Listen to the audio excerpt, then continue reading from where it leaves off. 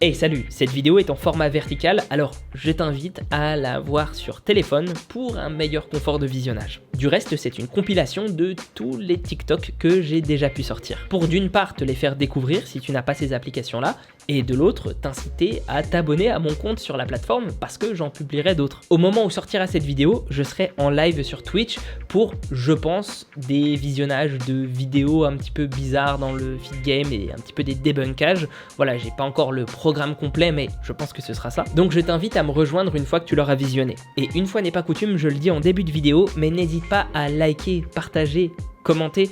Moi, ça m'aide beaucoup pour le référencement, etc.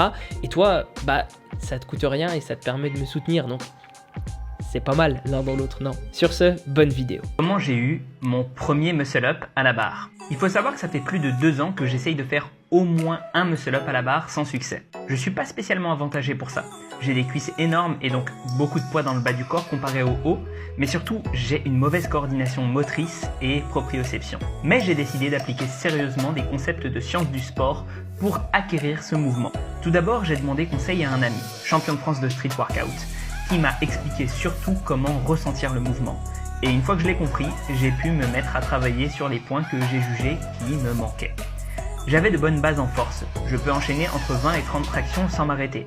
Mais j'étais incapable de faire une traction assez explosive pour emmener mon torse au niveau de la barre. Pour bosser ça, j'ai utilisé un élastique fixé au sol qui a l'avantage de résister de plus en plus au fur et à mesure du mouvement. Il me forçait donc à exploser à fond sur chaque répétition. Ensuite, je me suis appliqué à faire des dips aux anneaux qui descendent le plus bas possible car c'est la position où les muscles sont le plus faibles. C'est pour ça que c'est la transition qui est la phase la plus dure lors du muscle-up. Enfin, je suis capable de faire des muscle-up aux anneaux depuis un petit moment. Et parce que c'est le mouvement le plus proche de la barre, j'en ai fait le plus régulièrement possible. Chaque fois que j'y pensais en réalité, ma machine étant dans mon bureau. C'est une méthode qui s'appelle Grease the Groove et qui permet un meilleur apprentissage technique. Grâce à tout ça, j'ai passé mon premier muscle-up en 2 mois de travail sérieux, sans compter les années de muscu avant qui ont aidé. Et si je peux le faire, tu peux le faire aussi. Ça, c'est moi quand je réalise le saut probablement le plus haut de ma vie. On n'a pas filmé, mais les 2 tentatives d'avant, au moyen, juste ici, je me suis ramassé et je me suis fait mal dans la flotte. Pourtant, sur cette tentative, je suis rentré dedans comme dans du beurre et j'ai rien ressenti de négatif. Et pourquoi je me suis ramassé ? Parce que j'ai écouté les conseils que m'ont donné les moniteurs. Ils m'ont dit « gagne-toi un maximum avant de rentrer dans l'eau ». Résultat, j'ai contracté à fond mes abdos, je suis resté super droit, mais j'ai négligé tout le reste. Et c'est à cause de mes bras et un petit peu de mes jambes que je me suis explosé. Du coup, ce qu'on a fait avec mon pote, c'est qu'on a observé ceux qui s'en sortaient le mieux avant nous. Et on en a conclu qu'ils avaient l'air super relâchés. Donc j'ai fait le vide dans ma tête exactement à cet instant. Mes bras sont naturellement retombés, mes jambes se sont alignées et plouf, d'un seul coup, sans accroc. Ce qu'il faut retenir, c'est qu'un conseil peut être très bon, donné par des professionnels. Mais plutôt que de bêtement l'appliquer, il faut comprendre pourquoi on te le donne. Ici, c'était simplement pour me dire de garder mon corps aligné. Pas nécessairement super dur. Approprie-toi les conseils, ressors-en les principes fondateurs et tu progresseras toute ta vie.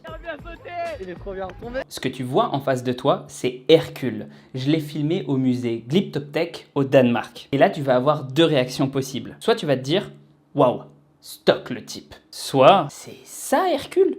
Mais il est même pas baraqué ». Pourtant, cette statue vient de la Grèce antique. À l'époque, un bonhomme comme ça était considéré comme sacrément costaud, le symbole de la force. Bien sûr, il y a eu d'autres Hercules, sculptés avec un peu ou beaucoup plus de muscles. Mais celles qui datent de l'époque grecque antique, et pas les reproductions de siècles postérieurs probablement exagérées, comme l'Hercule Farnèse, semblent toutes moins musclées que l'idéal qu'on pourrait se faire aujourd'hui d'un homme entre guillemets viril. De là, je veux juste que tu en retires un truc. Instagram, TikTok, YouTube, les films, les mangas, ça n'est pas la réalité. Ne te sens pas mal d'être moins musclé que des personnes dopées ou qui ont pris des photos sous leur meilleur angle et qui le retouchent derrière, voire que des personnages de fiction, tout simplement. Le sport, la musculation, ça doit être une lutte contre soi-même, pas contre l'image que te renvoient les autres.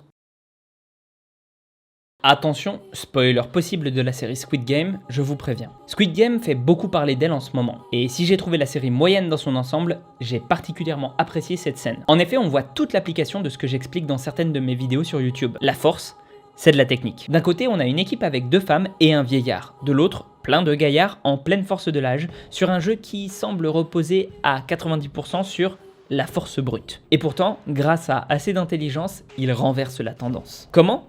En étant assez coordonné, en forçant au bon moment et en faisant preuve d'ingéniosité. Si tu veux devenir très fort sur n'importe quel mouvement, c'est la même chose.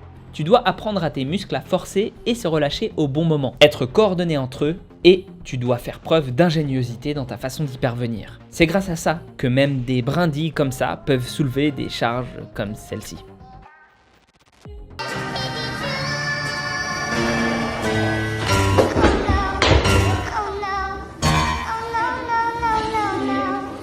J'ai vu passer ce clip l'autre jour et certains en concluent des trucs du style « Cet exercice est vraiment pourri, il ne demandait qu'à se blesser en faisant ça, c'est inconscient ». Aujourd'hui, je vais non seulement t'expliquer en quoi cet exercice est super, mais aussi pourquoi ce bonhomme s'est blessé. Premièrement, cet exercice n'a rien de mauvais, bien au contraire. C'est exactement l'équivalent d'une leg extension en termes de mouvement. Sauf que le point fixe n'est pas ton fémur, mais ton tibia. Cependant, contrairement à nombre de machines de leg extension, tu as ici la possibilité d'incliner ou non ton buste vers l'arrière, ce qui peut contribuer à engager ton muscle droit fémoral, et du coup qu'il éprouve de la tension sur de grandes longueurs musculaires, qui est une des conditions pour qu'il se développe. Parce que le droit fémoral est un muscle qui est à la fois attaché à la hanche, mais aussi au genou, contrairement aux autres chefs du quadriceps qui eux ne le sont qu'au genou. Plus tes hanches sont étendues, plus il est étiré. Mais alors, pourquoi s'est-il blessé si l'exercice est si bien ? Pour 2 raisons. La première, et la plus importante, c'est qu'il a pris trop lourd vis-à-vis de la résistance de ses structures au moment donné. Si ça se trouve, il était surentraîné. Ou alors, au contraire, il n'avait pas assez renforcé les dites structures auparavant. En fait, ça dépend du contexte et on ne peut pas le savoir avec une vidéo. La deuxième raison, c'est qu'à cet angle précis, c'est le moment où le tendon patellaire recouvre le moins l'articulation du genou. Les charges sont donc moins bien réparties. C'est là où un accident peut le plus facilement arriver. C'est ce qui fait d'ailleurs qu'à pourcentage de la répétition maximale égale, un demi-squat est beaucoup plus traumatisant pour ton articulation du genou, enfin pour ton tendon patellaire, etc., qu'un squat complet. Je rappelle, pour que le pourcentage de répétition maximale soit égal, il faut bien sûr charger plus lourd sur le demi-squat. Il y a de multiples solutions à ce problème, celle que je te propose est la suivante. Si tu veux faire travailler ton droit fémoral à de grandes longueurs sans crainte, essaye d'utiliser un élastique qui supporte une partie de ton poids quand tu arrives au point critique du mouvement.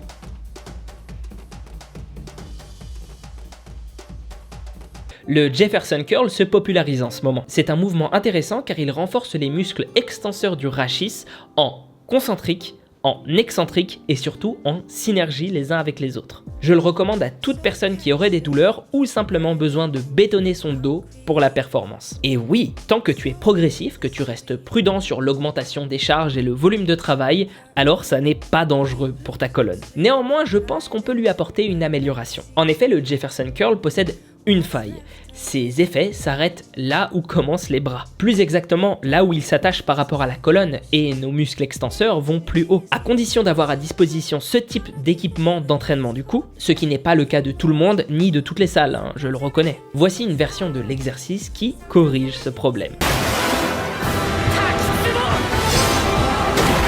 J'ai récemment vu Demon Slayer et je dois avouer que j'ai trouvé cette série moyenne. En revanche, s'il y a bien quelque chose qui est bien fait, ce sont les scènes d'entraînement. Premier point, la périodisation. Quand Tanjiro commence son entraînement, il bouffe du volume tous les jours. Mais ça ne suffit pas à faire de lui un guerrier accompli. Il est obligé de se concentrer sur de la qualité. Enfin, il se retrouve en situation de combat réel et il réussit là où beaucoup d'autres ont échoué. Il concrétise ce qu'il a réalisé à l'entraînement en face d'une opposition réelle. Comme on dit en boxe, le sac ne rend pas les coups. Quand il recommence l'entraînement, il reprend par les bases, mais y ajoute de la difficulté, celle du souffle intégral. Je trouve ça très intéressant car effectivement, la surcharge progressive, c'est avant tout ça. Faire tout pareil qu'avant sur tout critère, mais avec juste un truc en plus. Que ce soit la charge, les répétitions ou autre. Pas besoin d'extravagance, juste de la progression. Dans une prochaine vidéo, j'expliquerai comment entraîner le souffle comme Tanjiro avec ce drôle d'appareil. Ça vous dit ?